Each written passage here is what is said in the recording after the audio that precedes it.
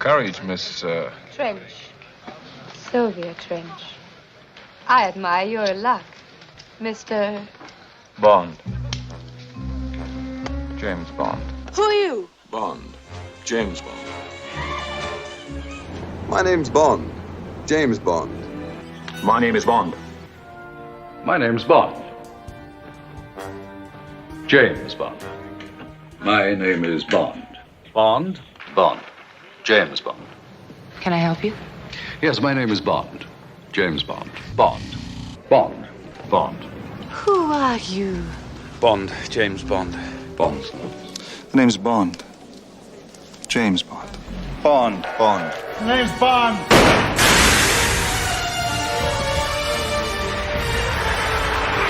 James Bond. The name's Bond. James Bond. Bond. Bond. James Bond.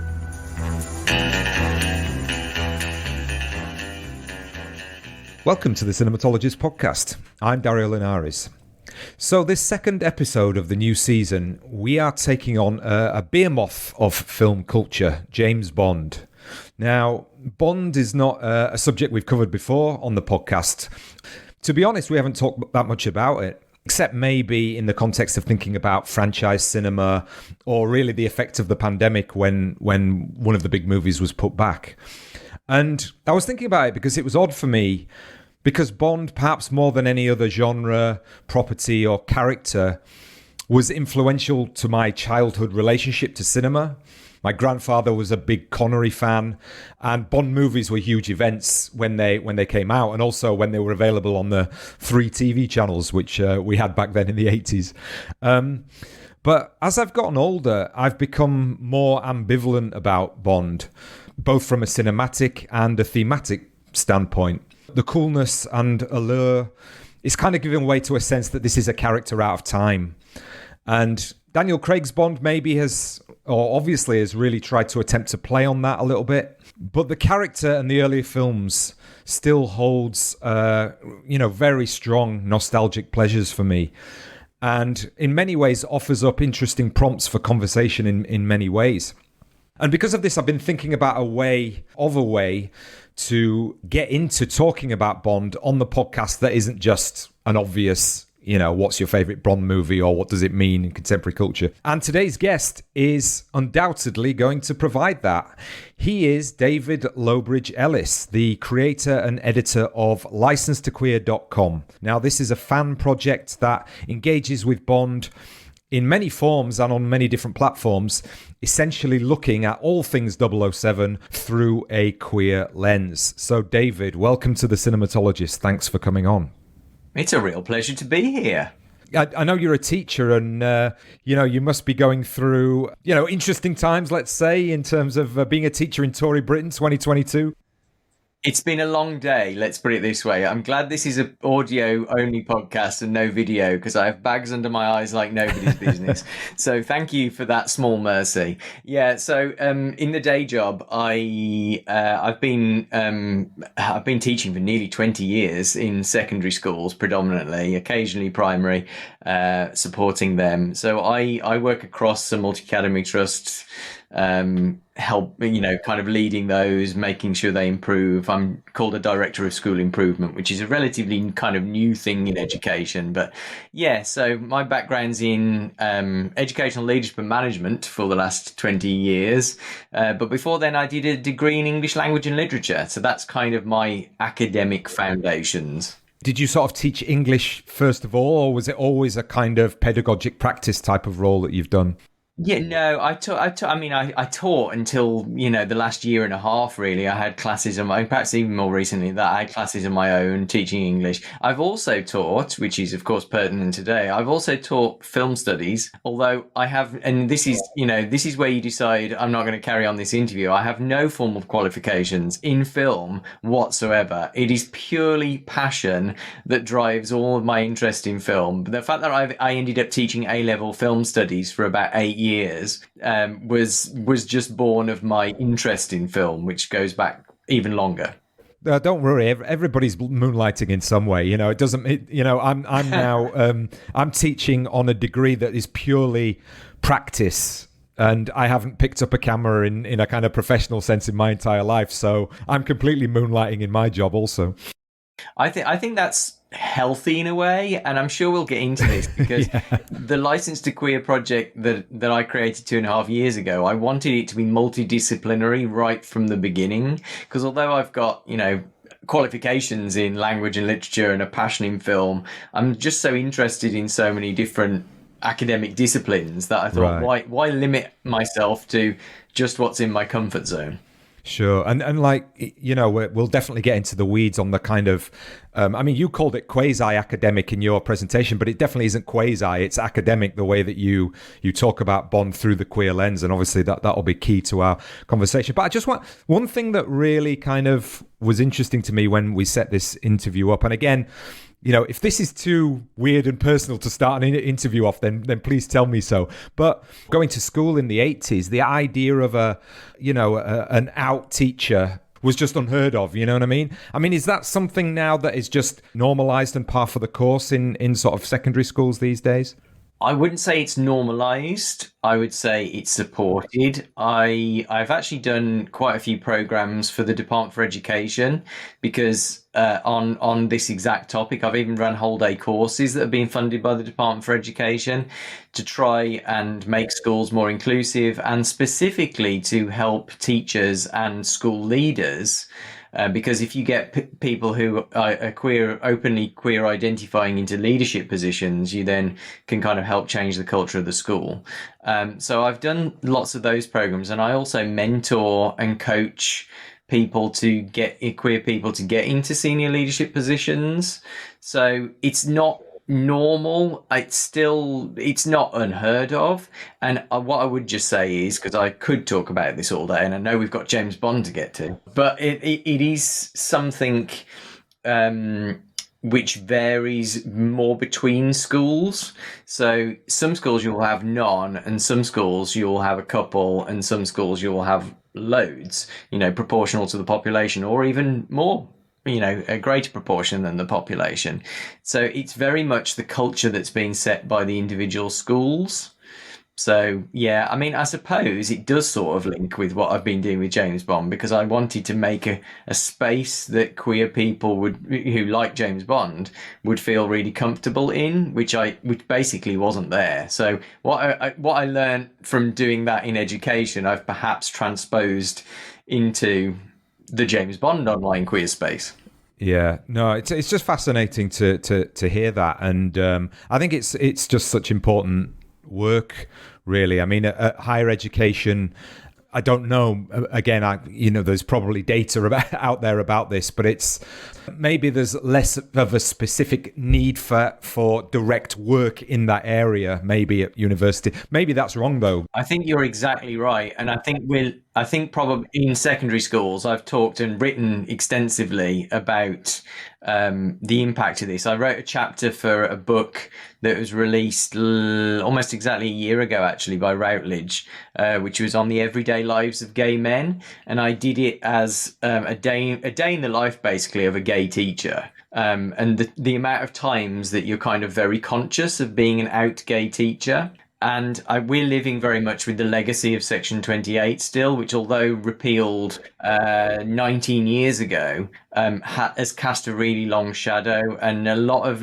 school head teachers I work with, a lot of it is giving them the facts about, it is fine for your staff to be out. You can support them by doing this. But that knowledge is percolating through, but it's taking an awfully long time. Right.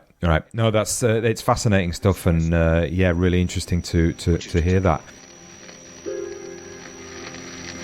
I think you've made your point, Goldfinger. Thank you for the demonstration.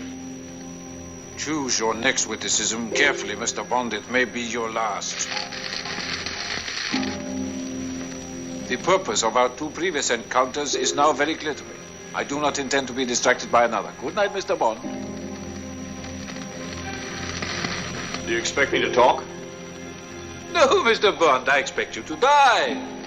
There is nothing you can talk to me about that I don't already know. So, your cinematic life then, I mean, obviously Bond is huge within that, but would you say that it's Bond first rather than cinema, as it were, or has Bond come out of your love of a wider array of films? I think I enjoyed Bond before cinema more broadly. So I think I saw my first Bond film when I was about 6 years old. It was always kind of a family thing. My dad had read the Fleming books as a kid, and I've still got some of his paperbacks upstairs. And my grandparents, I think it was when they were taking care of me and my sibling one weekends if my parents had gone out for the night, and I think Goldfinger was on TV, and it was I do have memories of watching it on a tiny screen on ITV. So I think the bug bit when I was about 6. Cinema itself didn't really bite until my late teens. And I think it was my friends, particularly my friend John, who's a real cineast. And we started watching a lot more kind of adventurous movies, a lot more subtitled cinema, a lot more older films. And then I think I got hold of a copy of Empire magazine when I was about 16. And they'd done a top 100 movies. And I thought, right, I'm going to educate myself on cinema. So, I'm sure there's all sorts of problems with the Empire Top 100 being seen as the canon. It's certainly not going to be representative of cinema as a whole. But as a 16-year-old, I didn't know that. So I worked my way through the entire 100 within a few years, except for Grease. For some reason, Grease was one of the top 100. And for some reason, perhaps internalized homophobia, I didn't watch Grease until I was in my mid-30s. So that was the one. I thought, I've got to keep one on the list that I haven't watched. Maybe that was kind of in my head as well. But yeah, so I watched all of these, and and that's really when I started watching a lot of the films of the 70s and 80s, the late 60s. So basically that wave of filmmaking emboldened by French New Wave and all that stuff. So the Easy Riders, Raging Bull sort of canon really, and it just went from there really. Yeah, I kind of go full circle on lists. I mean, the Empire Top 100 is going to be very different to the Sight and Sound Top 100, which I've just kind of filled in my top 10 for that. Most definitely, But to be honest with you, if anything that gets you into a sort of sense of, a wider vocabulary of cinema, I think that's what lists can be really good for. And, none of them really pertain to a definitive nature of what film should be. They're all subjective in that sense. So do you subscribe to this idea that your true Bond is the first one that you watch? On a personal level, I'm not sure, to be perfectly honest. At least you didn't ask me who's my favourite Bond. All right. Well, that's the next difficult, question, wasn't it? No. I mean, we can get there. It's a good way of asking. My answer to the favourite Bond is always the one I'm watching at that time, which is my diplomatic answer. Yeah, I reckon I did see Sean Connery, although I think I saw Roger Moore more. That's not a confusing sentence at all. When I was growing up, because for some reason it seemed like The Spy Who Loved Me was just on telly every other week on ITV, and I don't know why that one just stuck in my head more. And I think it's probably because it is kind of a more child-friendly film than the first two Roger Moore movies. So I think ITV did have it on heavier rotation, and it is a film that is pretty much universally adored in the Bond community. So I think that's the reason. But the Roger Moore films really stuck in my head. When you say the words James Bond, probably my first association is Roger Moore. So I don't know whether that kind of supports the theory or shoots it down, really. Yeah, I mean, I think the notion of a favourite Bond is a difficult one, but definitely the one that informed who I thought Bond was for a long time was Roger Moore. And then when I discovered there was an earlier one, and not just one earlier one, like two ones who came before, and it kind of blows your mind. Then you're kind of, there's this whole other parallel life of a character that you just specifically identify with one actor, which is kind of strange when you're young, I think. You're not including David Niven from 1967's Casino Royale? Well, the thing is, at a young age, I don't think I would have even sort of recognised that. I would not inflict that film on. Although I watched it as a kid and it didn't do me any harm. No.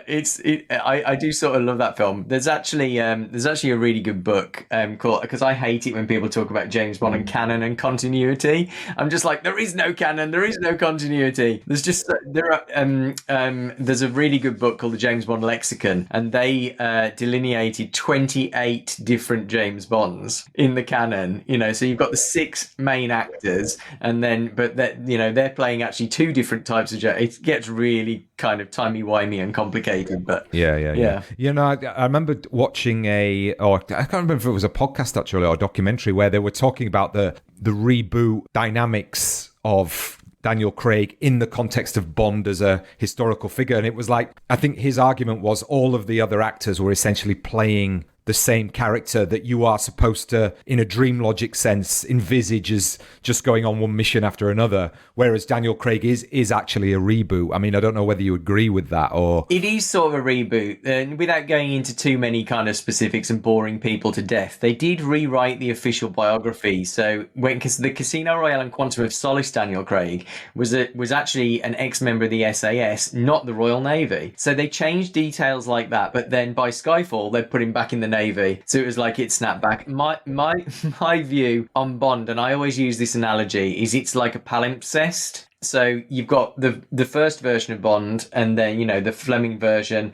and then you've got the film versions. But every time you kind of rub out the previous version, but you can still see some of it showing through. And I think all of the best versions of Bond are kind of that blend of all the Bonds that have come before. Yeah. So the sort of fundamental driving force to your project, this sort of self-reflexive question that if you asked to, again, we talked about this before we came on the mics about, we've got one person talking from a queer perspective, one person talking from a straight perspective. And like that conversation then becomes, how does a character appeal to you from those two perspectives? And it's, I would naturally sort of take for granted what I think the elements or the formula of Bond is that's appealing. But then, when I watched your presentation that you gave in London, you kicked it off with this self-reflexive question: why does Bond appeal to me so much as a gay/queer viewer?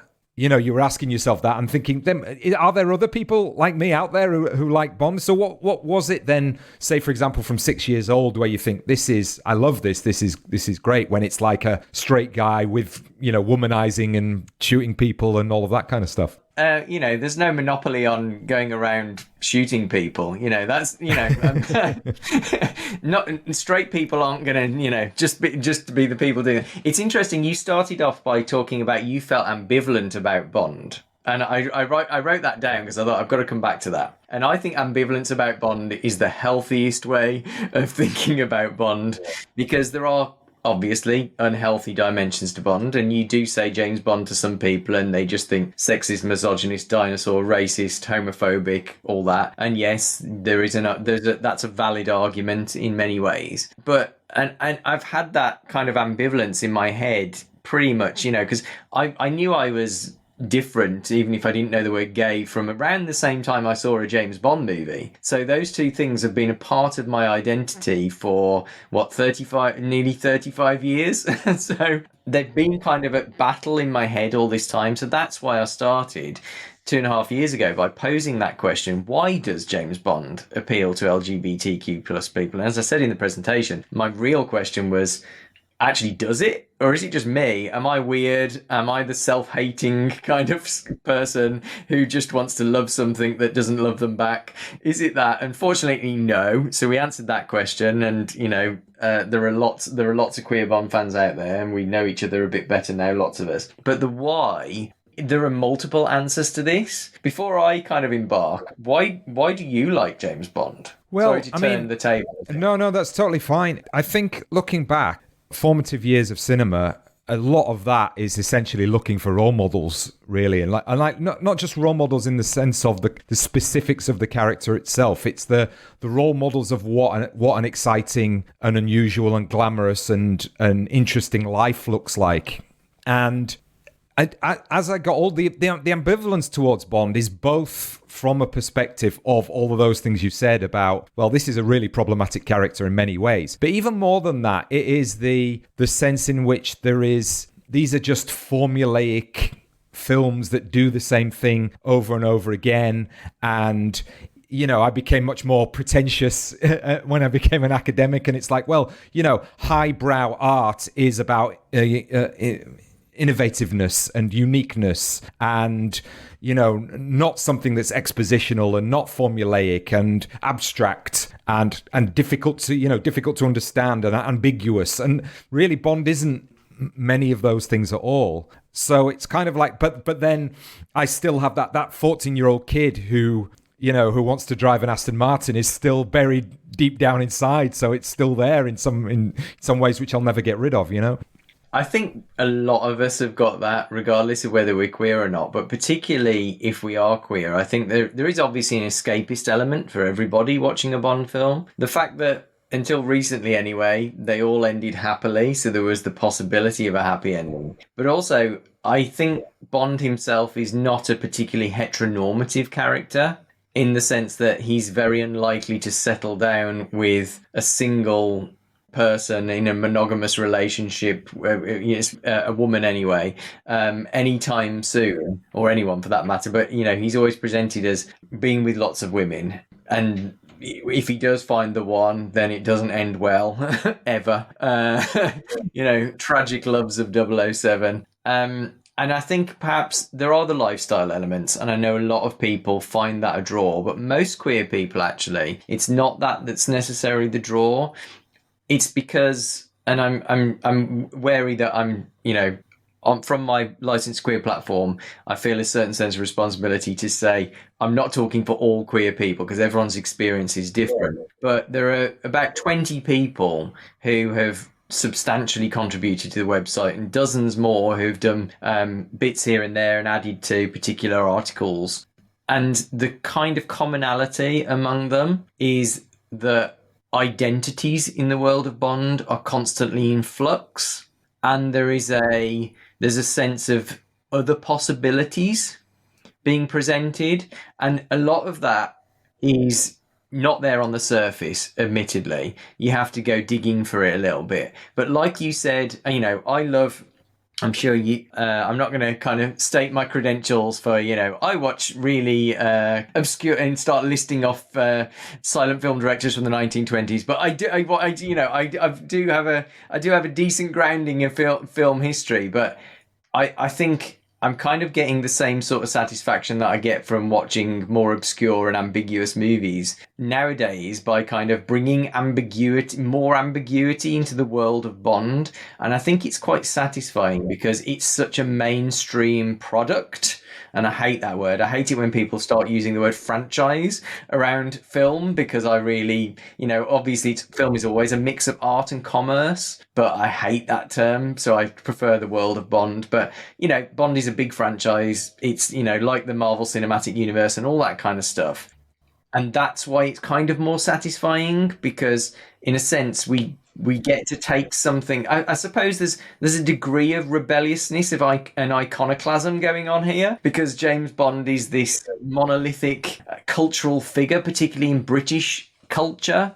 So it's kind of fun to show people a different side. So yeah, but in terms of queer people themselves, I think it's because Bond has, Kingsley Amis said, and various other people have said, that Bond is a bit like a blank slate himself. So that tabula rasa quality, I think a lot of us are really able, regardless of whether we're gay or whatever, but particularly if we're gay, lesbian, bisexual, trans, etc., we can project ourselves onto the character quite easily compared with a lot of other fictional characters.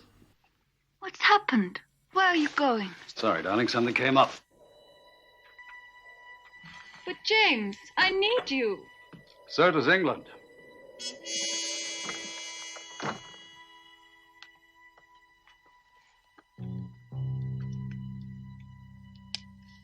He has just left. He has just left. Over and out. Message received. We are waiting. Over and out.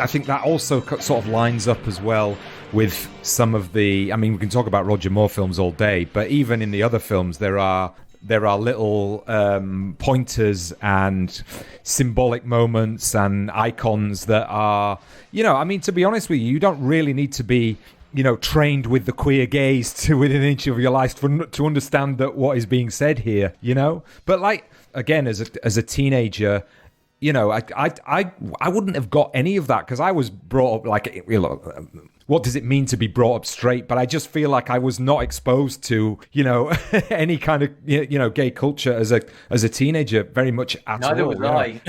Yeah, well, okay, yeah.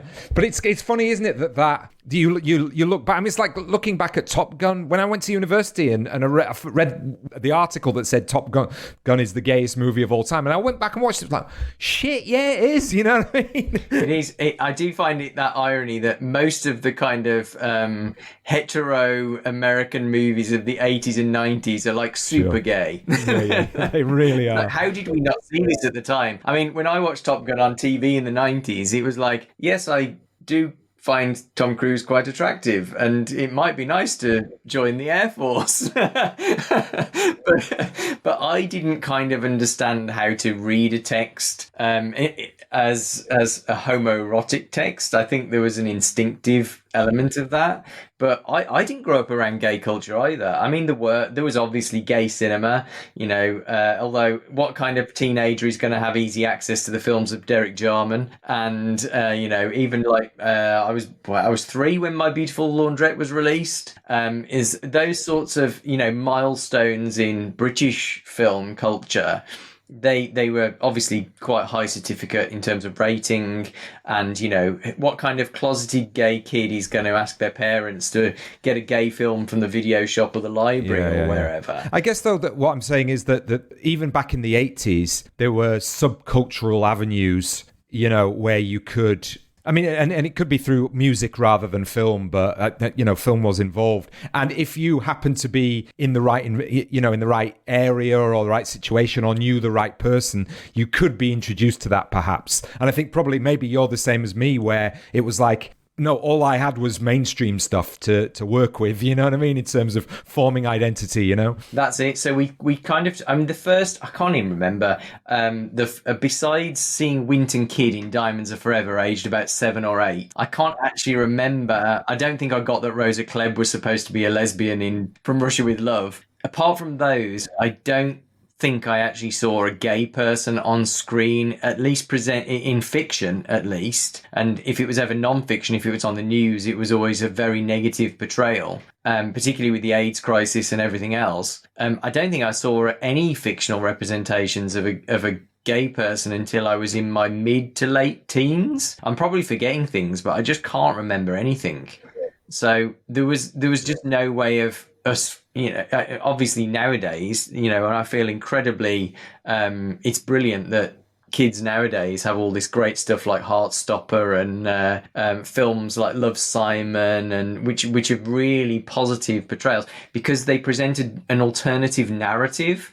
Rather than, you said, you don't remember growing up straight because you were part of the dominant narrative, and we like gay kids went down the dominant narrative as well, but it never fit, and that's why that's why we always kind of felt left out in a way.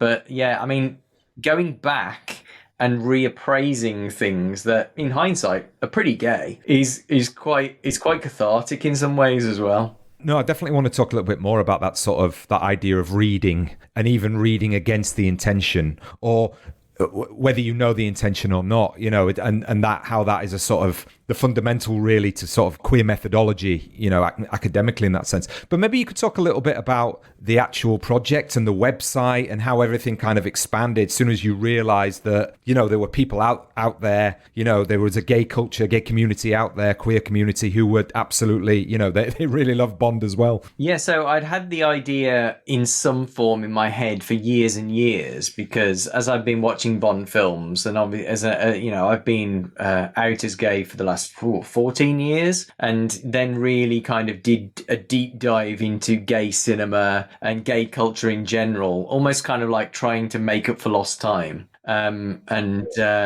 I thought, and because of all of that, I was starting to see things that I saw in, more obscure gay cinema, independent film.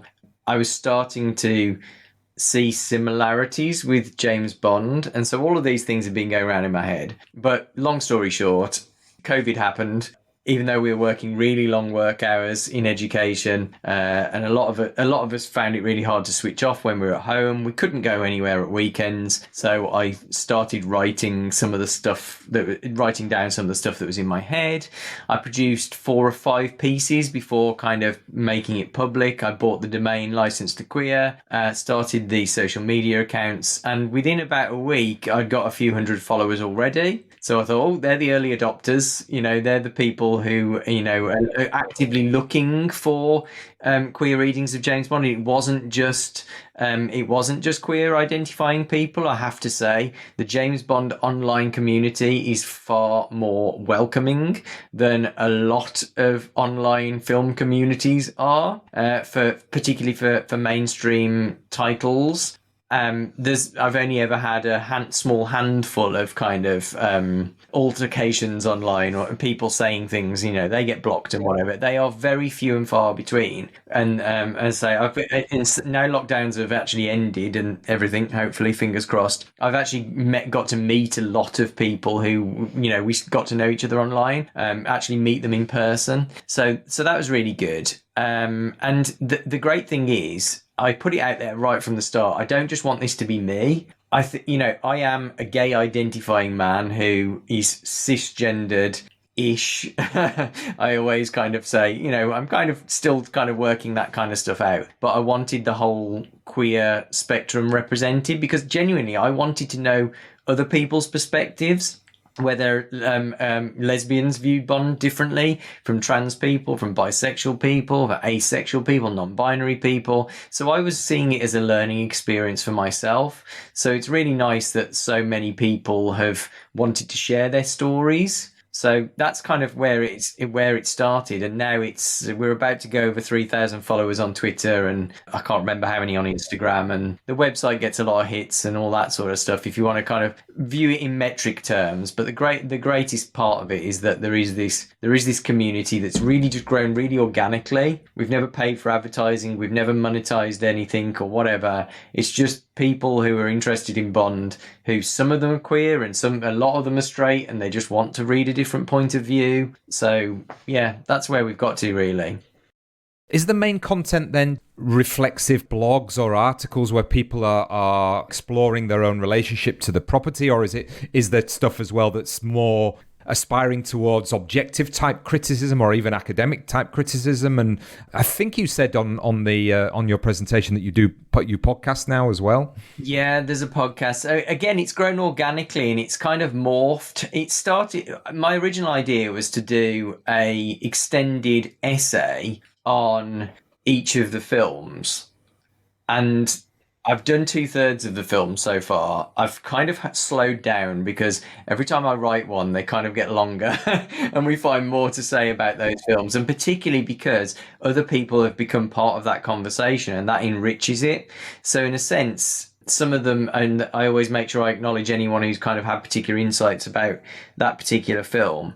In terms of I have said quasi-academic. It has, in most pieces, it's taken more of a shift towards the academic. So everything now is Harvard, almost everything, unless it's kind of like just something quite like the piece I wrote about the Queen the other day. I slotted the references into the piece, but that was something obviously I had to write quite quickly. But the longer pieces are fully Harvard referenced, reliable sources, hopefully from most of the time they are from actually queer academics themselves, because I want to give them a bit of a platform as well. But even the early pieces, I always referenced everything with hyperlinks, so you could follow it up with the sources. But so they're the kind of backbone of the site, and they range from 4,000 words to 14,000 words for each film. So they're the backbone. But then there's lots of other articles, and some of the people who write for the website are far more academically qualified. I've got an undergraduate and a master's degree, but it's like some some of them are really like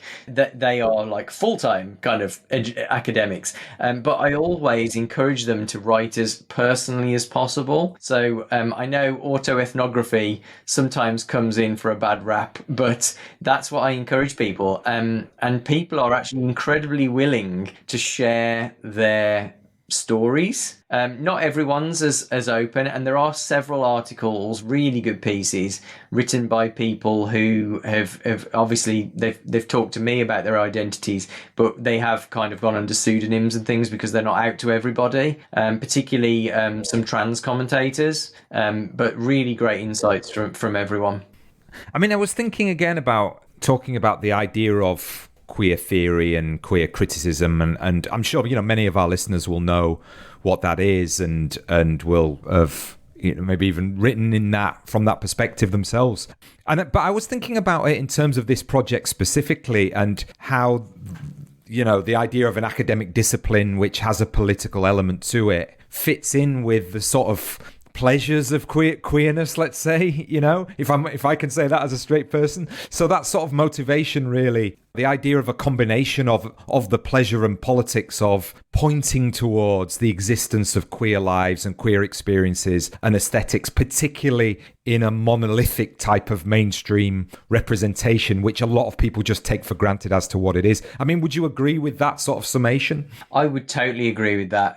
I don't want to kind of rip off the BBC here, but I sort of do have an inform, educate and entertain intent with License to Queer. It is a book. I always bill it as an educational website, but there's nothing there that doesn't have the odd joke in there, and hopefully very informative. And it's interesting you just said about taking queer pleasure as a straight person. I think that queer theory is great from my understanding of queer theory, and again it's completely self-taught, because when I did my undergraduate degree, there was a module I think it was a literature module, which was about queer theory, but I was closeted at the time. So I thought, if I select this module, I will out myself.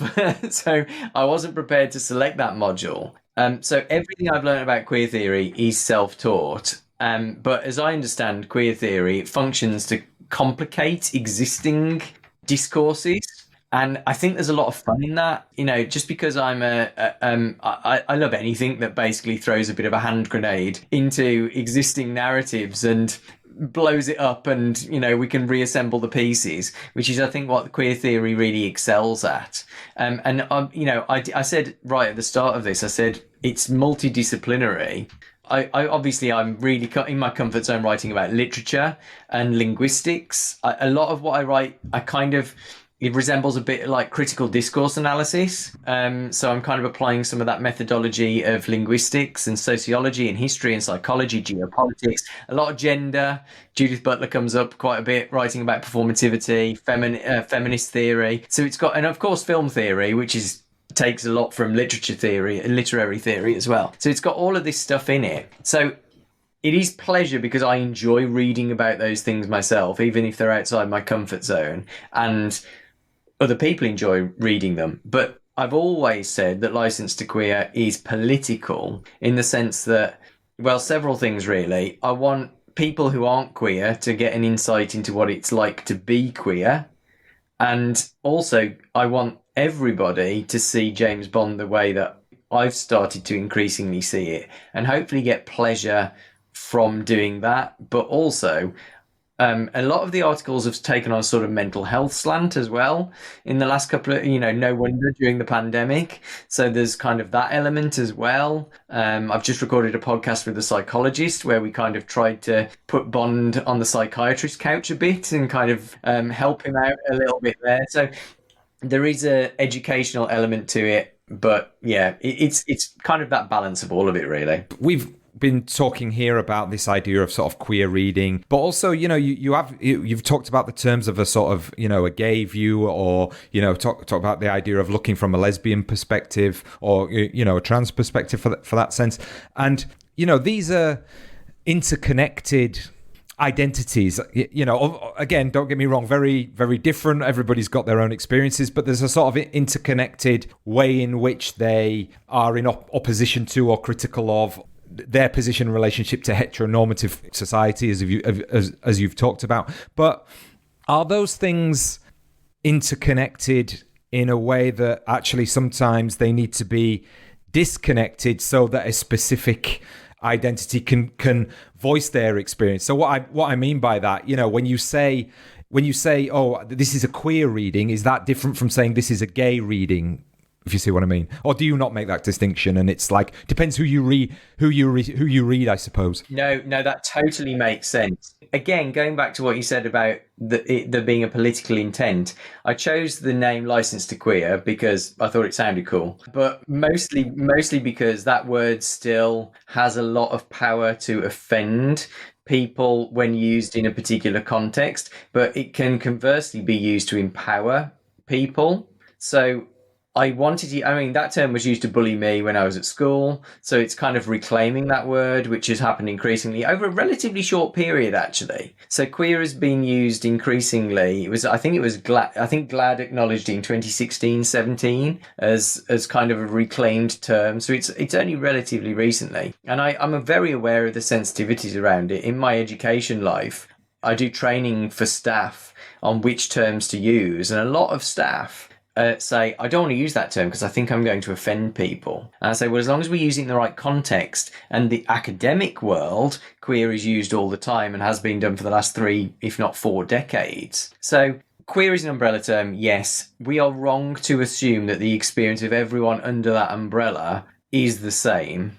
And particularly, this has been highlighted recently with a very small minority of gender critical gay and lesbian people being very outspoken about trans members of our community. So I've actually been reading and writing quite a lot about imagined communities recently, and that kind of assumption that everyone in your community is of the same mindset about everything, and that is actually quite dangerous to make that assumption. But at the same time, when it comes to James Bond in queerness, and yes, some of the lesbian writers of the website do have a slightly different. I mean, 2 of the lesbian commentators of the website are 2 of my husband and I's best friends, and one of them loves James Bond for the guns and the action, and the other one loves it. Her wife, she loves it for all of the. She likes really sad endings. She likes the Daniel Craig movies with all the introspection and all that kind of stuff. They actually like different Bond films separately. So you've got 2 lesbians who are married, and they have totally different tastes in Bond and see different things within it. So I'm always very wary of kind of taking any kind of homogenized viewpoint. But I think the reason, what I'm trying to say is, I think there's more, we have more, I know it's a cliche, but we have more in common than divides us. So particularly, I wrote an article about a year ago about the colour pink, and it's how it was treated throughout Bond, and all of the dimensions of that. And one of my trans friends who writes for the website, a trans man, he and I had a really interesting conversation about that. We've kind of both rehabilitated pink in our lives, because I was gay and thought, if I wear pink, people will know I'm gay.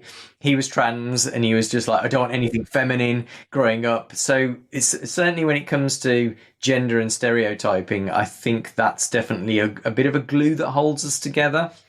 That certainly seems kind of like the way in which I think the nuanced position of individuals who are looking at text and and through their experiences have individual responses, but then obviously they're part of collective groups at the same time. So it's always a complicated kind of reckoning or working through of all of those kinds of things, I think. Let's finish off by talking a little bit about specific queerness in Bond, I think. So I mean, for you, do you think that is there a more identifiable kind of strands of queerness depending on the era and the Bond? Like, say, for example, we could say that Roger Moore was the campist of the films, as it were. But yet there's nothing as camp as late Connery, you know what I mean? Really, the Diamonds Are Forever is super camp. And then, there's some elements of this in Brosnan. And, in Craig, it's done in a very specific way, which is much more on the nose for a politically correct contemporary audience in the 21st century, perhaps. I mean, I don't know. What's your take on all of that? Yeah, I mean, we could do a whole podcast just about camping James Bond. In fact, I've already done it. But, the amount of times I've cited Susan Sontag now is ludicrous, to be perfectly honest. So I thought she deserved her own article. So I did a whole 007 notes on camp as an homage to her 64 notes. She didn't want to call it an essay, did she? She was determined it wasn't an essay, but for want of a better word, that 1964 essay.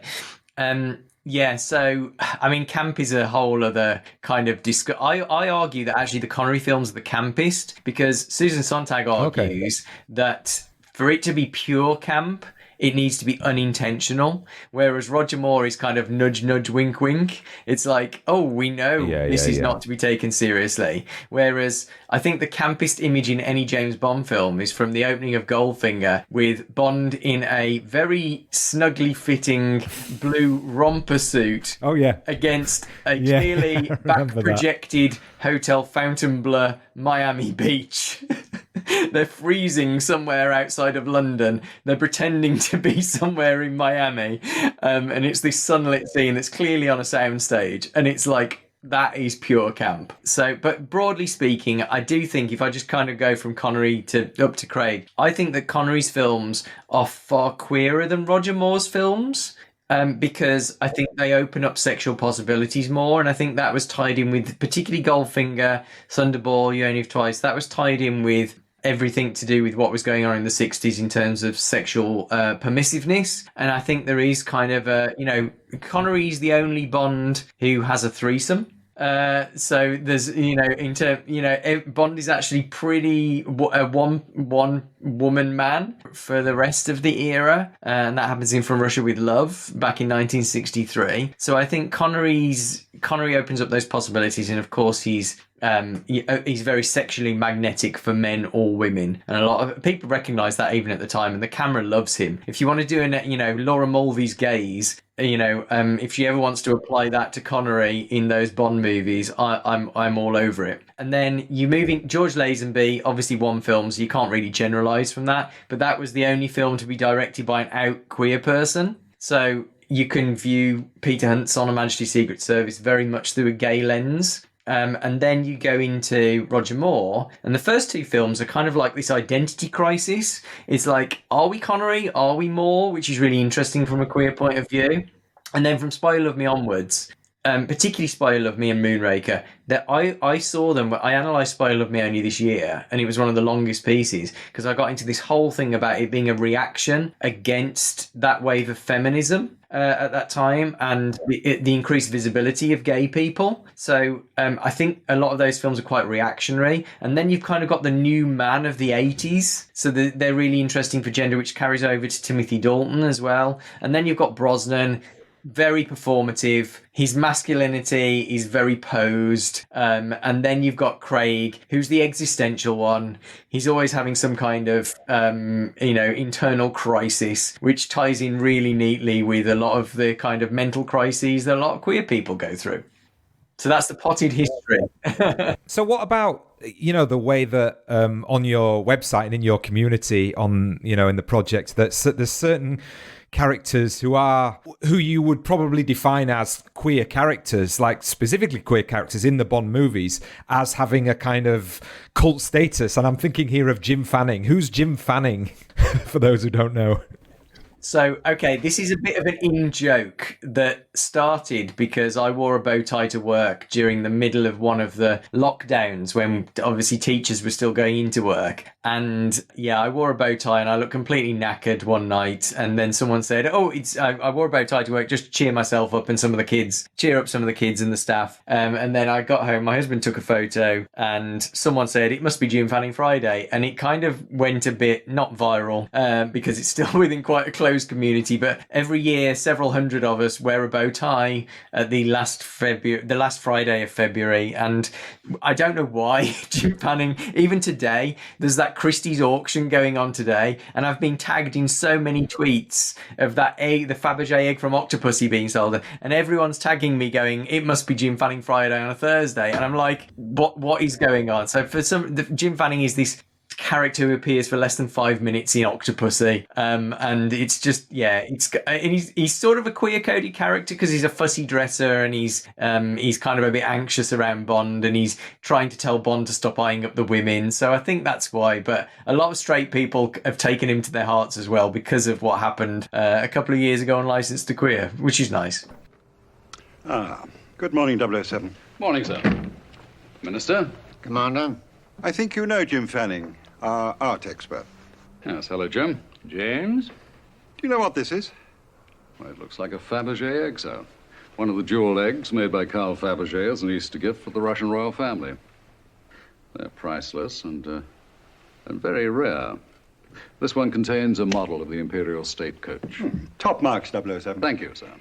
Except it's a fake. Now, there's the real thing. It's being auctioned at Sotheby's this afternoon. This is the fourth egg to turn up at auction this year. It's from none of the usual sources. Anonymous seller, numbered Swiss bank account. I'd say that the vendor was a Russian. And now this turns up. A near-perfect forgery. I think Commander Bond should accompany you to the sale. Splendid. I could use an extra pair of eyes. Perhaps we could try and spot the seller. They usually turn up out of interest or perhaps just to bump up the price. Thank you, Fanning. Not at all.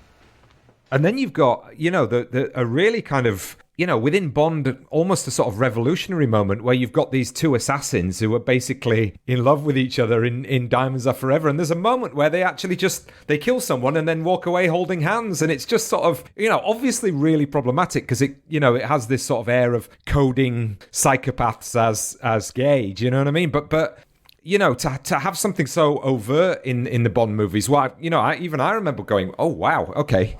Yeah, especially as it's actually a misconception that Fleming identifies Winton Kidd as gay in the novel. So it's one, Felix Leiter actually suggests they are, but it's never confirmed. And to be honest, there are no actual gay or queer identifying characters in the whole of Bond. Even Ben Whishaw's Q says he's coming round, but that's the closest we get. So they are all coded, but two men holding hands is a pretty obvious code.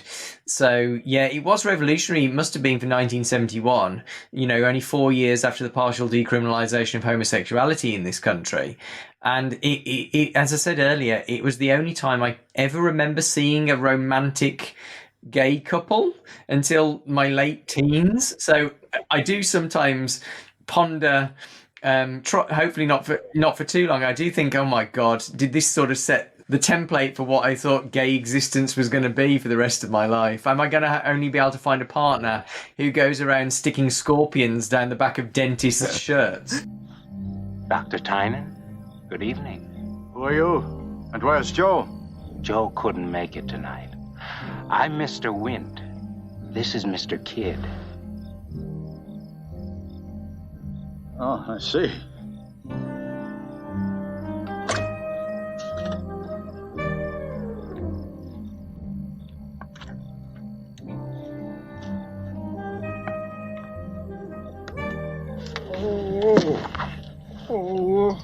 What's the matter with him? It's my wisdom teeth. I haven't had them out yet. Would you mind having a look, Doctor? Of course. I'm not going to hurt you. Just open. No. Open wide.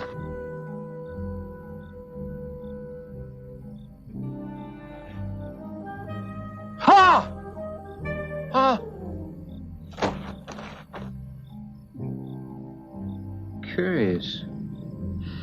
How everyone who touches those diamonds seems to die.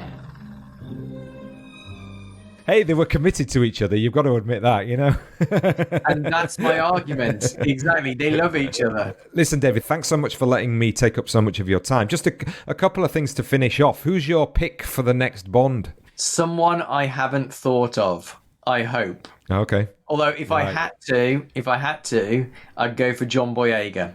Wow. Okay. Interesting one. I mean, again, it's always this contentious point about whether how does Bond reinvent again? This is it's part of my sort of criticism or my ambivalence, let's say, of Bond. It's like, how can you reinvent again? And is the kind of only way to do it in this day and age either with a black actor or a woman or an explicitly gay Bond?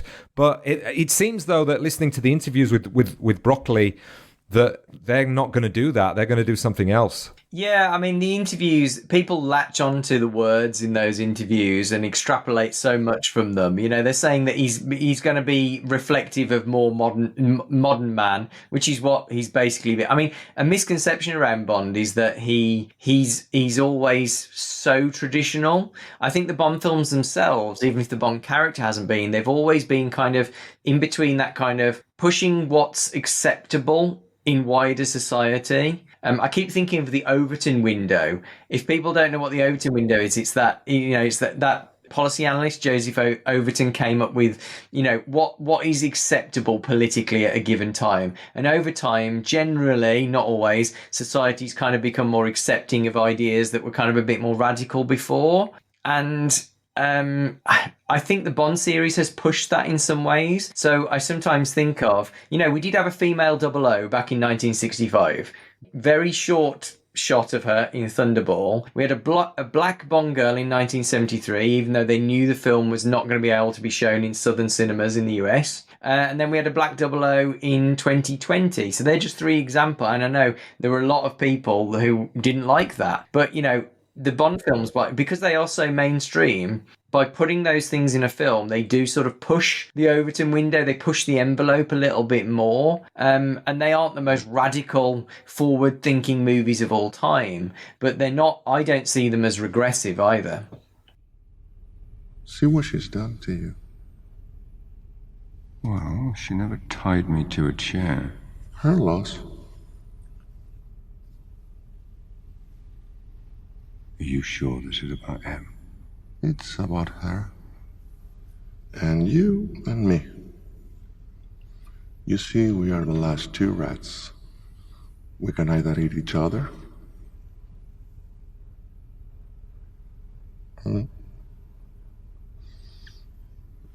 or eat everyone else.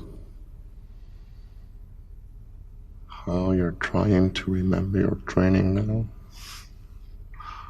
What's the regulation to cover this? Well, first time for everything. Yes.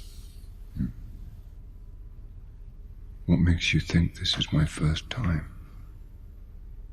Oh, Mr. Bond. Do you want to hear my idea? Go on. I think it should be Rebecca Ferguson playing the same character as she does in Mission Impossible. So Ilsa Faust from Mission Impossible is recruited to MI5 and becomes 007, and then you can have all sorts of crossover possibilities and what have you. And nothing. I mean, with Amazon taking over Eon, they're definitely going to be looking into kind of spin-offs, aren't they? And there could be endless Bond TV and character spin-offs coming in the next few years. I think that they're going to be quite cautious about that because Bond is a prestige brand in some ways, and there's often a lot of online criticism of the Bond estate because they come out with these really high-priced luxury goods a lot of the time, especially on the 007 store. But I mean, personally, I would like to see a greater variety in the stories. Would we ever see a gay James Bond, a black James Bond, a female James Bond? I mean, anyone who's read the latest 007 novel released about a month ago, we've got a black, gay and disabled, for that matter, James Bond, who is a brilliant character. We've got, not a James Bond, sorry, a 00. We've got a female 00, and we've got a Muslim 00. So I think that's sort of almost like kind of testing the waters about kind of what people might find acceptable. Whether we see that in Bond 26 or whether it takes till Bond 29 to kind of have more diversity in Bond, we'll have to wait and see. Yeah. Are you coming down to any of the Bond at 60 events at the BFI? Yeah, so we're coming to the. I'm coming down. My husband actually has to work, sadly, but I'm coming down to the stuff on the 1st of October. We're doing the stunts, the new music documentary, the premiere at the BFI, and the Living Daylights screening with 2 of the actors. And then we're going to, it's going to kill me probably, but we're going to go to the concert at the Royal Albert Hall on Tuesday. So I'm going to leave work, get a train, hopefully, and then get a coach home through the night so I can go to work the next day. So that's Bond commitment for you. Hey, listen, you've got to show that you're the hardcore Bond enthusiast that you are with actual actions. So, It's a burden, but someone has to carry it. Indeed. Listen, David, thanks so much for talking to me. I really appreciate it. Thank you.